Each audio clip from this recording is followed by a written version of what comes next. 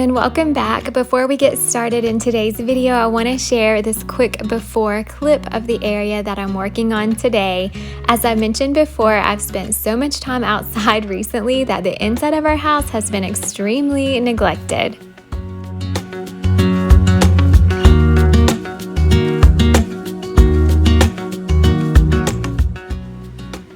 As you can see, this area by our wood stove is pretty grungy. I have not cleaned it since we stopped using it for the winter, and yes, it's June, but there's lots of ashes and wood debris just from wood burning, and so I wanted to get that cleaned up. I'm using this little shop vac that I bought just for this purpose.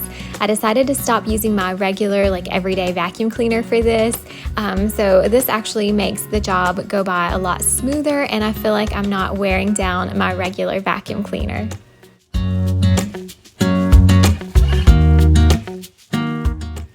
If this is your first time here, welcome. My name is Leah and I share lots of videos on homemaking, home decor, simple living, and lots of cleaning motivation too along the way.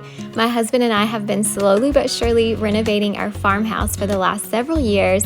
We actually just finished up a pretty major exterior renovation, which we were so thankful to have help with. We did not do that ourselves, but it was a couple of months of living in sort of chaos. Everything was kind of messy and it was just sort of a long process, but I'm so thankful that we did it.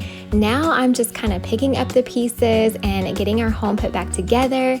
I just finished up lots of landscaping outside, so that's what my most recent videos have been about, but I'm really happy to be back in the house and restoring some order here inside our home.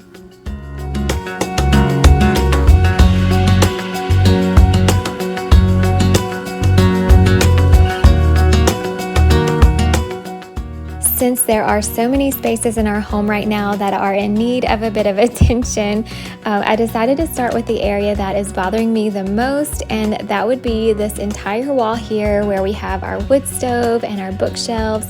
When you walk in our front door, this is the first area of our home that you see, and every time I look at it, I just feel like, oh, I really need to tackle that. I've got to clean that up. So today's the day I am going to get this done. This entire area of our home is in need of an overhaul and a deep cleaning, so the easiest way to do that is to just completely remove everything off the shelf. I wanted to give it a new look anyway, so removing everything in the first place is just going to make it that much easier for me. As you see here, there is so much dust. It's really bad. I'm almost embarrassed to show you that, but it is what it is. I've been busy outside, as you know, but I'm going to tackle it using my favorite cleaner, which is Thieves Cleaner, and a wet microfiber cloth. I will get rid of this dust. Maybe the birds will sing about your heart. Maybe the trees will whisper the word. Maybe the sun will spread your joy to the ones who lost their hope. Just a quick side note, last week in my video, as you saw, I got rained on, so I wasn't able to completely finish the landscape project that I was currently working on. I did manage to get that done though last week, and I shared an update over on Instagram. I've got those stories saved to my highlights titled Exterior Continued. So if you're interested to see how my landscaping ended up turning out, head on over to Instagram. I'm Gracely Cottage there, and you can see those stories. Standing on a field with you and flowers everywhere. Maybe there is a star with your... Here's an up-close look at how dirty the mirror is. Please just ignore the background. Like I said, I have a lot I need to do inside the house here. That's why I'm only focusing on one area at a time. But anyway, I wanted to share these e-cloths. You guys know I talk about them all the time. They are so easy to use. I love that you can just reuse them over and over again. All you have to do is wash them when you're finished. But basically, you use the microfiber cloth wet to wipe down the surface.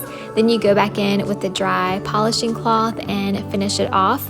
And I always get the best results this way. Dreaming of you, dreaming of you. I know I've already mentioned several things in today's video, but anything that I'm talking about, I will make sure to link below in my description box. So if you're looking for anything similar, you can easily find the links there. I recently picked up a few new frames from Amazon. I was wanting to do some kind of gallery wall, but I've not got around to it yet. So I thought I might as well utilize some of the new frames in the shelving for summertime. I also am going to repurpose or reuse a lot of the items that I had there before. I'm just going to kind of rearrange them a little bit and make them feel new again. And then of course, lots of books. I love to decorate with books, and I had thought about trying to kind of color coordinate them, but I just couldn't quite get it to work out. But as you see here, I just decided to do a time lapse and kind of share my process for decorating bookshelves, which you can see is sort of all over the place. I almost did not share this because I thought you guys are going to think I'm just crazy, but this is just what I have to do. I play around with things, I change things up a million times until it finally feels right for me.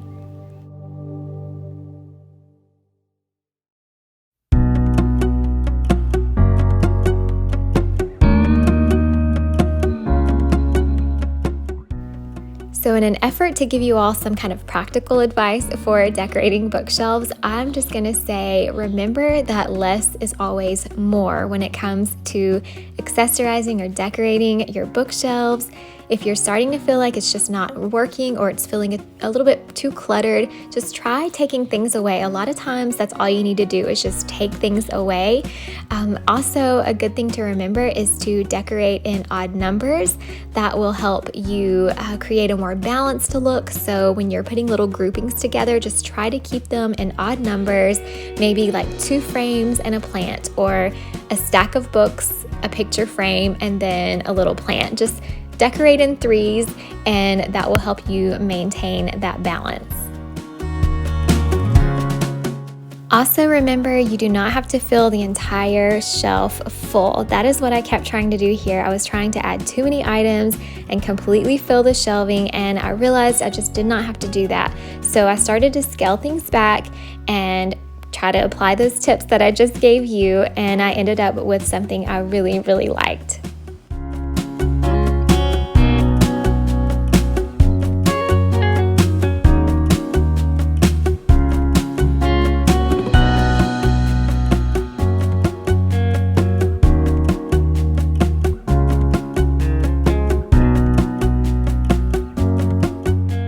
Now that the wood rack is out of here for this season, I need to put a little something over on this wall so it doesn't feel so bare.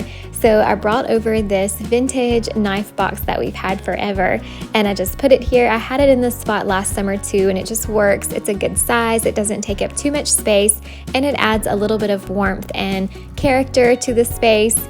I kind of had to play around again with the arrangement and what I wanted to do, much like the bookshelves. The same thing kind of applies here. Try to decorate in odd numbers, and then I wanted to hang something on the wall above, but it took me just a little while to figure out exactly what I wanted to hang.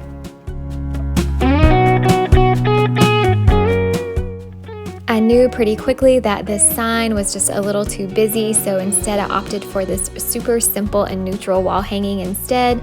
I think it's perfect because it doesn't take away from everything going on the shelving. I definitely incorporate a lot more color and interest on the shelves than I do anywhere else in the house, so I didn't want to have to compete with that too much here on this wall.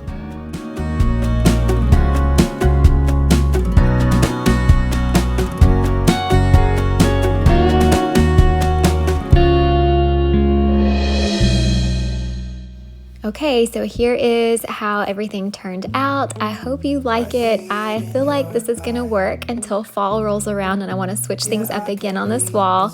But I really like how it turned out. It feels very clean and neutral and natural, but there's also some interest and color going on the bookshelves, which is what I was going for summer. I wanted to brighten things up a little bit, add some interest, add some fun, and so I feel like we got there with this look. Trust in me. We'll work it out, you'll see. If we get in a car and drive someplace far, yeah, we could go for a ride. The two of us, we don't have to stop. Baby, let's